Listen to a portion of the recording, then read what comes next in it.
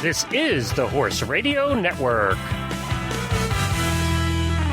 This is episode 544 of Horse Tip Daily. A different horse tip, a different equine topic, a different equestrian expert every day. Horse Tip Daily brings the world of equine knowledge to you one day at a time. Today's tip is brought to you by ECOGOLD.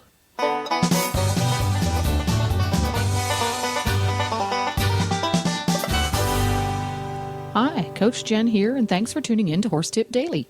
Today's tip is from Dr. Nerida Richards, a keen horsewoman and passionate scientist.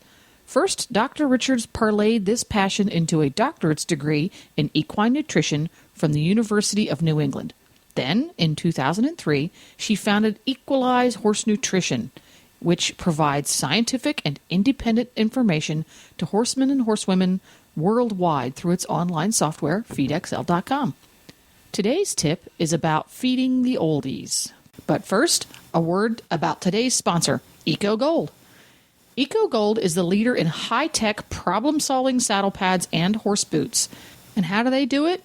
Science. ECOGOLD uses different technologies and materials to solve different issues. Innovation for ECOGOLD means dumping the old-fashioned one-size-fits-all mentality. They've developed 5 different lines of saddle pads to address the most important issues for our equine athletes: friction, stability, fit, security, and comfort. And ECOGOLD knows your equipment needs to be user-friendly as well as effective, so their products are stylish and easy to care for. And they're made in their own factory in Montreal, Canada, so you can be sure the materials and workmanship are the absolute best. Ask for ECOGOLD saddle pads, protective boots, and coolers by name at your local tack store or visit them online at ecogold.ca. Now, enjoy today's tip. And welcome back again, Dr. Nerida Richards. I want to call it Nerida, and that's just wrong. Yeah, it is Nerida. Nerida Richards, here to tell us about feeding the oldies. It's not the Richards exercise video. This is feeding the oldies, and this is another one that causes folks worry lines, isn't it? Yeah, and I think old horses are often precious old things. You can stick kids on them generally, and you can take them out with your young horses to give them confidence when they're out and about. But so you want to do your best for them, but they do tend to present a few unique little problems, and they're the ones that over winter they tend to lose more weight than every other horse, and and they tend to need more specialised feeds. So they can cause worry lines. Not quite as many as a Lamanitic horse, though.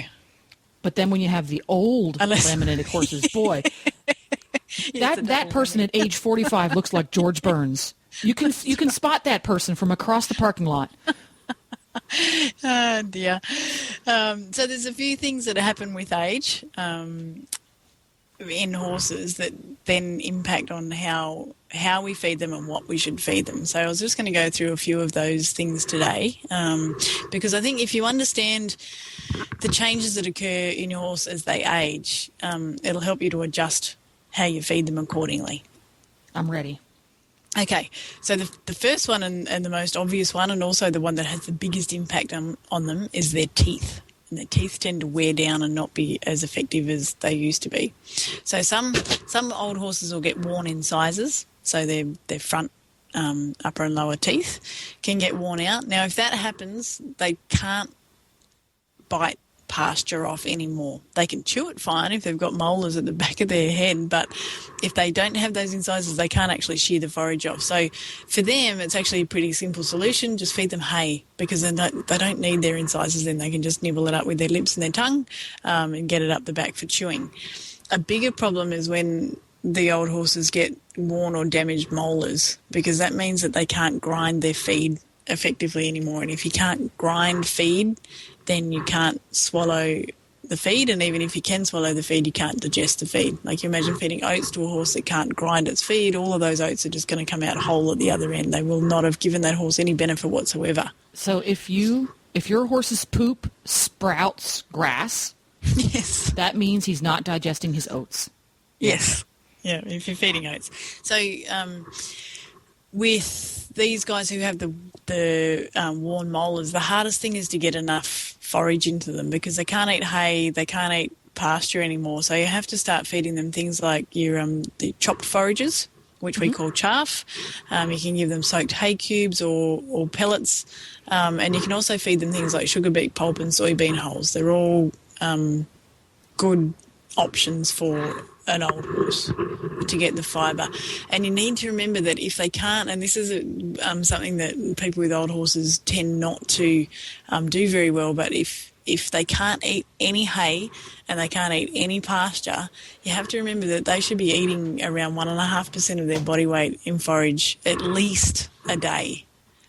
So it's a lot of forage that you have to give them as cubes or chopped forage. And, That's a lot. Often they don't get enough. Yeah. And that's a big part of the reason why a lot of old horses seem to be really hard keepers. Like people will be focused on the concentrate feed or the fortified grain feeds that they're feeding, and they forget about the forage side of things. So while they're doing a really good job with the concentrates, they're not getting the amount of forage they need into them to meet energy requirement, and so they lose weight and they look like they're really hard keepers, when in actual fact if you just feed them more forage they'll actually do really well. They're just not getting sufficient quantities of the right type of food. So I would say, an absolute minimum of 1% of body weight in forage. And it has So to be... let's this is one of my pet peeves, Dr. Narita. So if we were to take that 1,000-pound horse, which is your average 15.5 to 16-hand riding horse, that's 10 pounds of hay, correct, or forage. Yep. And even for an average horse, 10 pounds of hay takes him an hour and a half to 2 hours to eat. So that's enough hay in an entire 24-hour period to consume in 2 hours, because the vast majority of us out there don't feed our hay by weight. We feed it by flake. Oh, that looks like a good pile. That looks like give them 2 flakes. 2 flakes just sounds good. Yep. So I think the vast majority of us seriously underestimate how much forage overestimate how much forage we think we're giving our horses enough. Yep. When in fact, if you weigh those 3 to 4 flakes that he's eating every day, you're lucky to get 15 pounds for a horse that weighs 1,200 pounds that works hard 4 days a week. So do yourself a favor, folks. If you don't ever weigh your forage, whether it's chopped or the stemmy kind that comes in a bale, do yourself a favor, trot down to the local farm store or go online and buy yourself an inexpensive fish scale. It's so easy to weigh it. And I think a lot of us would find that we can cut back on the grain by 20% and give them the appropriate amount of forage and then save a whole bunch of money curing ulcers. Yeah, and that's a Sorry, really good point. I'll get off my soapbox now. Yeah, no, it's such a good point. If you get so focused on the concentrate and forget about your forage, you end up feeding way more concentrate than what you need to and not enough forage. Whereas, if you feed them enough forage, you don't have to feed them as much concentrate. And you have a healthier horse overall. Yeah, forages aren't just to fill a horse up. They play a huge role in meeting energy requirements. So for these old guys, an absolute minimum of 1% of their body weight, or 10 pounds per 1,000-pound horse, preferably 1.5% to 2% of their body weight in forage, if they can eat that much. It'll help to keep their gut nice and healthy, and it'll help to meet their energy. Make the assumption that old BC, he can't quite manage to eat 10 pounds of the forage that we can get him to eat. If I give him extra beet pulp, let's say we give him a 9 p.m. snack and we give him a bucket of beet pulp, is that an intelligent solution to the issue of the horse that you really can't get him to eat as much grass-based forage as he should? Yeah, if he's having trouble maintaining his body condition and you want him to put on more body condition, then using a higher energy forage like your beet pulp as opposed to maybe a chopped grass hay, that it is a good solution because you're getting more calories into them in a smaller quantity of feed.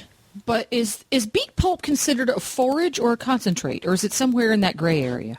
It's a fibre, but so it's more in the way it's digested. It's definitely more like a forage. Okay. Or it is like a forage, but in its energy content, it's more like a concentrate. Ooh, it's almost the best of both worlds. It is. That's why they call them super fibres. Wow. Sorry, we got off topic, but that was fascinating. So, I mean, they're great. They really are good for old horses because they give them a lot of energy, and if appetite or amount of feed that can be consumed is an issue, then they fill that spot really well. Cool. Go on.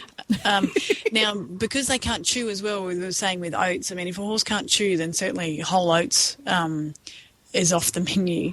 Using a feed that has been pre-ground, so a pelleted feed or an extruded feed, is a good idea for old horses because even if they don't effectively chew them in their mouth, because they've been pre-ground in the production process, they'll fall apart in their gut and will be able to be digested anyway. Yeah. Or you can soak them before you feed them so they turn into mush and you just feed them a mushy feed. Suck them through a straw. Suck it, that's right. Make it into soup. So chopped forages and pre-ground grains. And you'll get them over that problem of not having any teeth anymore. Cool. Or you can get them a set of false teeth. Don't think they do them for horses yet, though.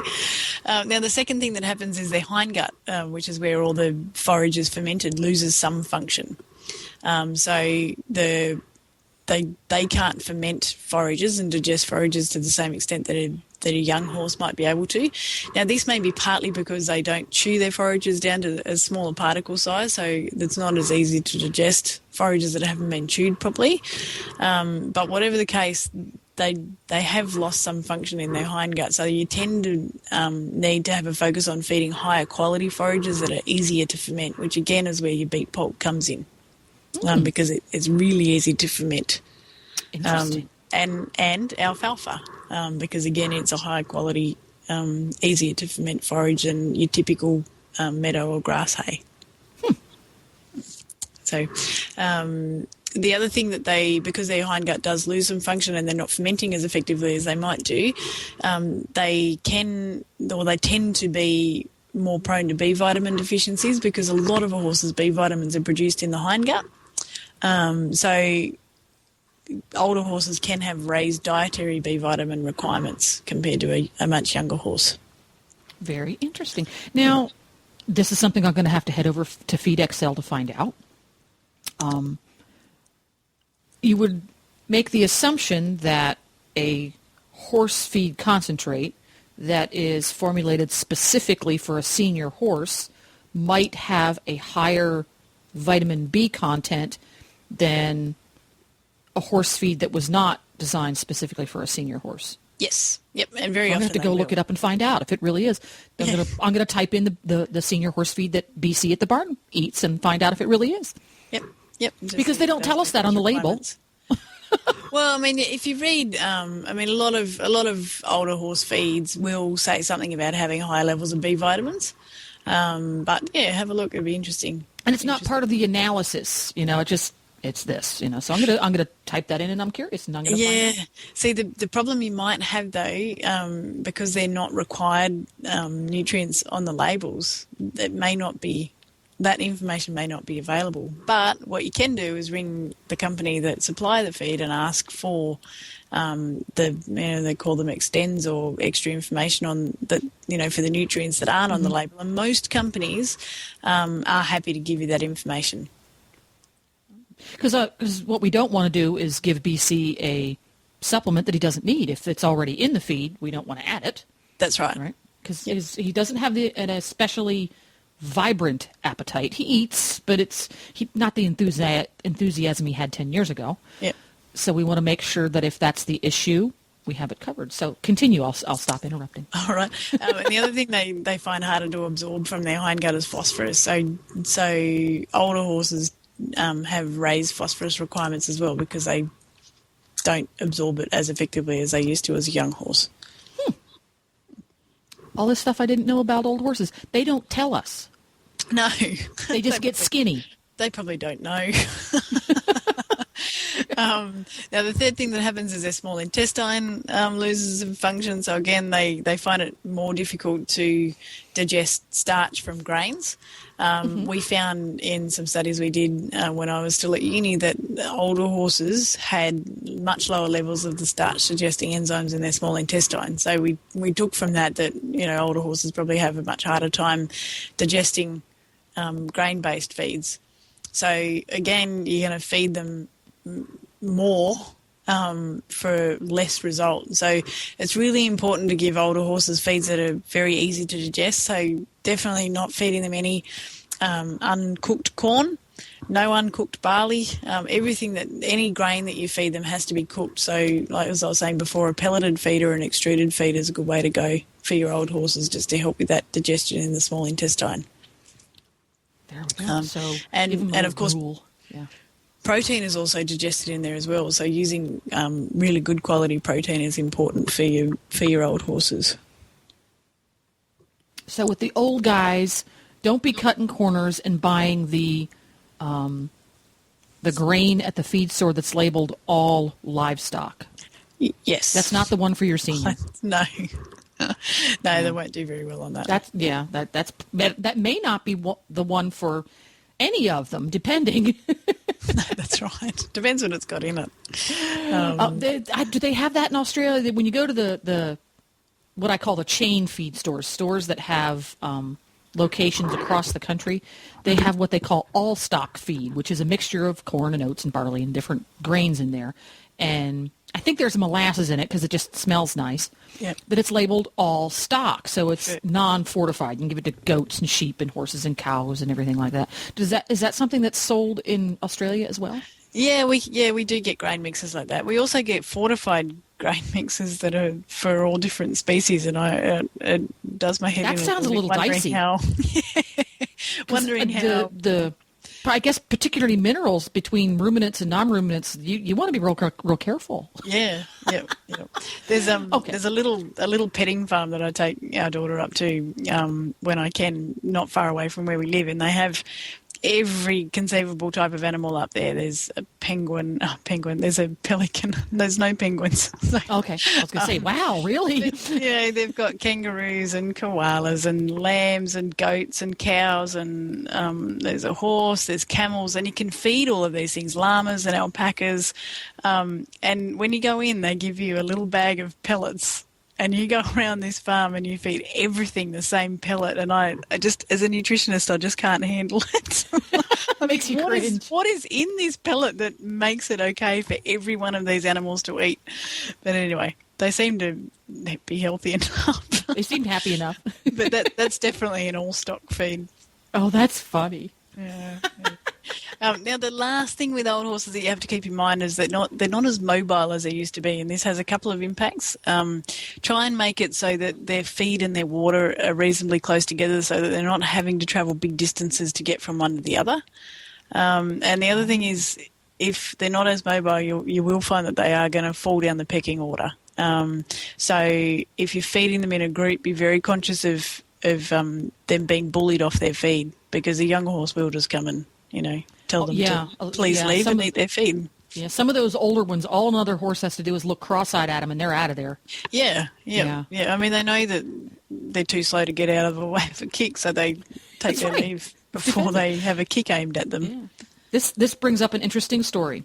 A lady that lives down the street from us has a foundered horse, not really old, but older and very, very foundered, and has a hard time moving about.